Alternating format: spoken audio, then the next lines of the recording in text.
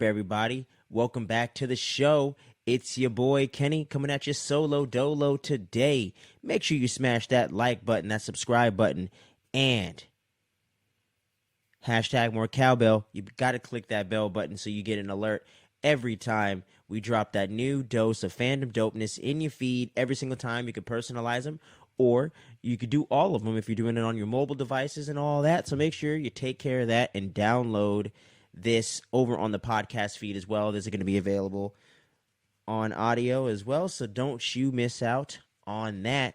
But with no further ado, guys, we're going to jump right into this topic today. And unfortunately, Skips couldn't be with me today on this one, but you're going to see him in just a couple days over there, right here on She-Hulk when we're doing that. So don't be alarmed, don't be bummed. I'll be able to hold it down for us this week, guys, on that solo dolo tip. But he'll be back for episode 4 and beyond, guys, so don't worry about that. But with no further ado, let's get into none other than House of the Dragon, baby. Episode 3, The Second Son, or something like that. That's the title of it, essentially. You know what I'm saying? And we're getting into this thing, and it's actually been this is actually a 3-year time jump in between episode 2 and 3 right here.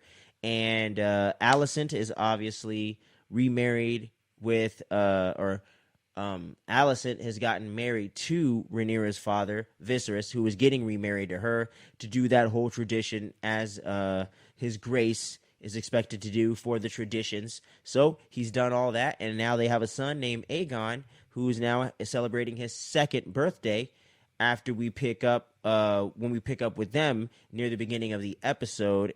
And, you know, they're having that celebration, and Rhaenyra is starting to get hella bitter about all this stuff that's going on and her place within her being the supposed heir to the throne, but no one really treats her as that, and people kind of just overlook her in a certain sense as well. So that's definitely frustrating to her as well. But don't be alarmed, y'all. I did not forget about the opening action sequence with my favorite character of the series so far, Daemon, coming in with the dragon, man, burning up shit. They're at the middle of war with what's his name? I made sure to write it down so I didn't forget.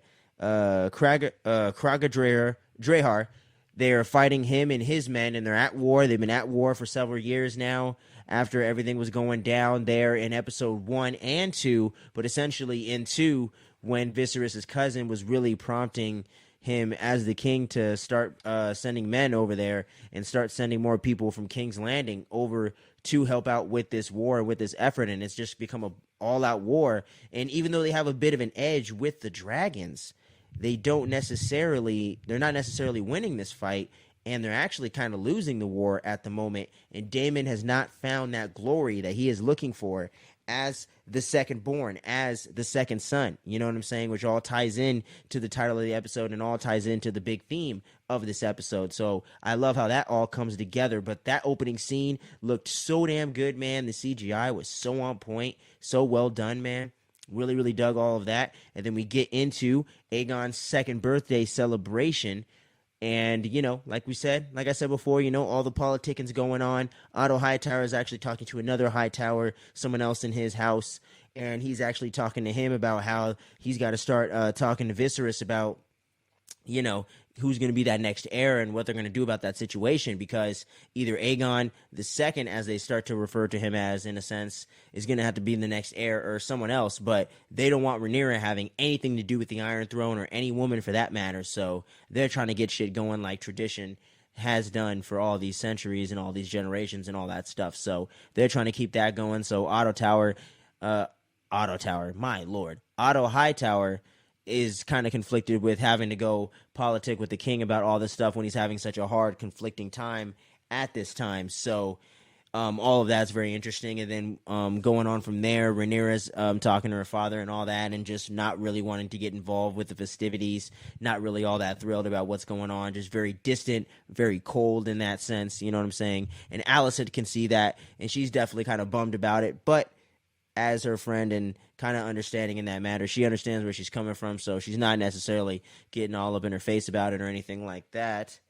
And moving on from there, Yeah, man. So moving on from there, you just got all the politicking going on back and forth between Viserys and trying to get Rhaenyra to, adhere to tradition and start to find someone to wed with and to start to multiply with and to start to get on that side of the next part of her journey and her duties as an heir to the throne, so to speak, or as a person that is in that type of standing. So she's not wanting to get married to anyone right now, and she's definitely pushing back on that. Like, I'm not looking to do any fucking fixed marriages or anything like that. Like, fuck that shit. I'm good. So she's trying to push through that and not have to do any of that stuff. And Sir Kristen, he sees all the frustration in her and everything like that. And you could tell this dude definitely digs Rhaenyra for sure. You know what I'm saying? And I think they're going to end up together, actually, especially with what happens a little bit later in the episode that we're going to get to in just a little bit. Just want to recap all the big plot elements there, you know what I'm saying? And then, after they're supposed to go on some supposed hunt in a bit that they're supposed to always do, I can't remember the name, my bad, I didn't get that down on my notes, but they're going on this big hunt or whatever, and yeah, so then but Rhaenyra doesn't want to take part in that either. She's not really looking forward to do that. But then he's like, come on, you got to get involved with that. You got to come and be a part of tradition and come help out with that and all that other shit. And let me look over my notes here just to make sure I don't miss anything. Also, yes, yeah, that was one of the things I didn't want to miss. There you go. Yeah. So before the one thing I was about to skip over other things to get to, then speaking of the marriage stuff, Viserys actually ends up getting Jason. What's his name? Almost messed up his name. What's his name? Almost messed it up. Jason Lannister to pitch himself to Rhaenyra as a potential partner in getting married together and for that marriage and all that stuff. Just talking about all these accolades and all these resources and things that he can offer and bring to the table and all that stuff. And she's like, "Nah, bruh, I'm good. I got no interest in that bullshit. So I'm chilling." And he's like, "Oh, what the hell?" And then he ends up talking to Viserys later about that, talking about, "Oh yeah, man, your daughter, she'd be crazy to miss out on this and all this stuff." And he's like, yeah, you arrogant prick."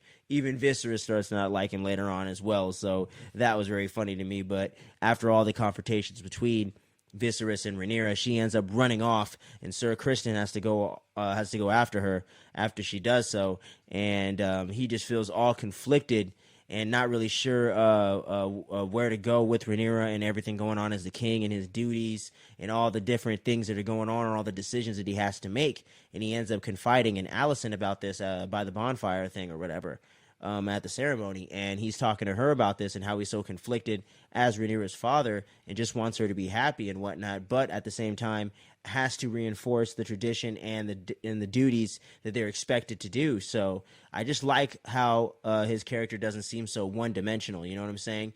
Whether he's a good or a bad dude, which I think he's a little bit of both, and you can definitely see that conflict within him, and that is so very interesting for a character, especially in the Game of Thrones world and franchise, you know what I'm saying? Because I know a lot of characters do a lot of underhanded shit from what I've heard and everything like that. Like, I haven't watched the whole series or anything like that. Seen clips, know a few things about a few characters and things like that. So I know people are backstabbing, people are killing, and things are definitely in a much more intense and more fucked up place later on down the timeline. But at this point, 169, 68 years before the beginning of Game of Thrones, right there at season 1, it's really cool to see how the politics are really changing here. But you got a lot of conflict building within the House of the Targaryens right now, man. Like, you got a lot of conflict building there, and you get some nice bits of conversation and some scenes with Kristen and Rhaenyra, kind of just talking about her situation and her not wanting to go along with all these bullshit traditions and stuff like that.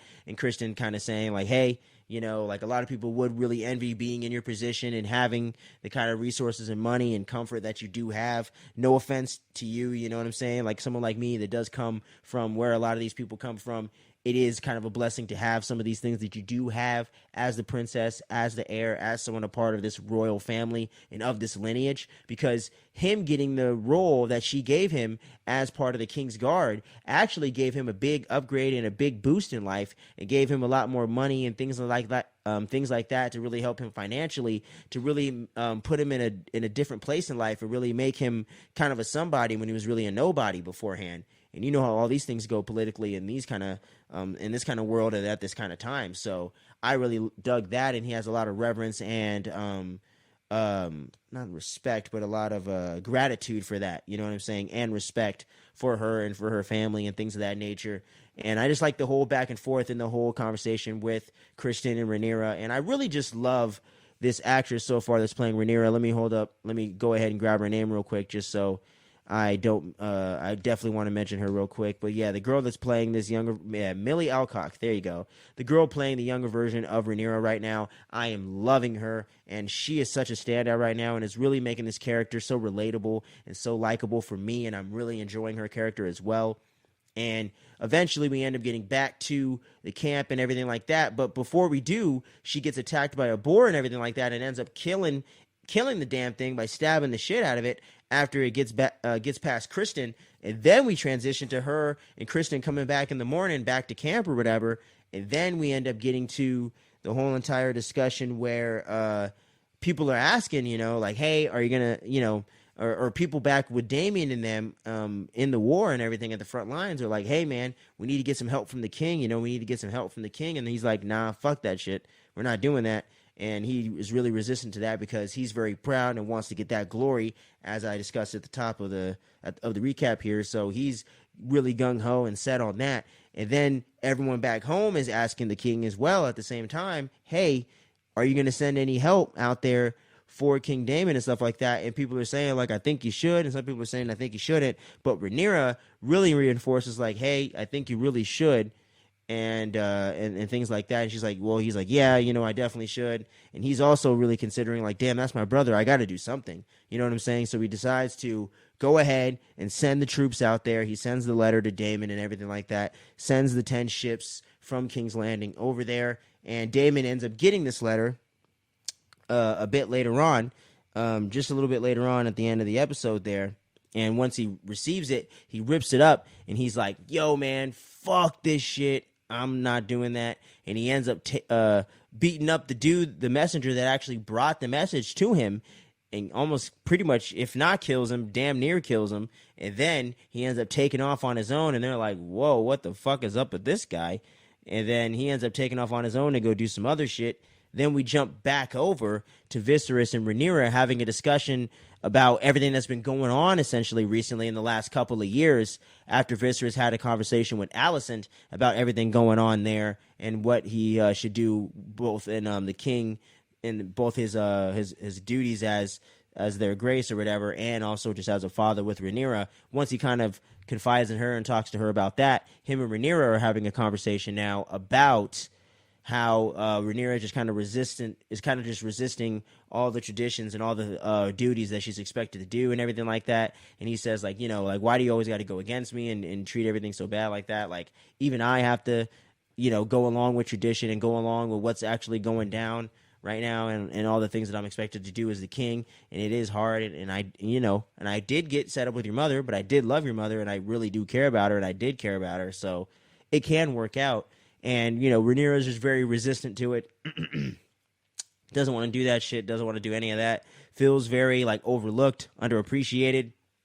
And not really seen as anyone worth anything in the overall, like, house and the overall community and everything, and what she lives in and everything that's supposed to serve supposedly under her. You know what I'm saying? And whatever.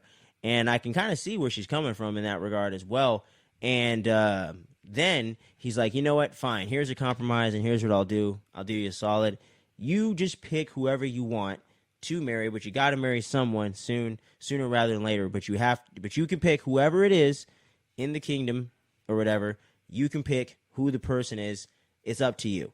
And for me and my personal opinion, I'm pretty sure it's going to be Sir Kristen for sure. I feel like they really directly set it up in this episode here, and I feel like that's definitely going to carry forward. Could be wrong.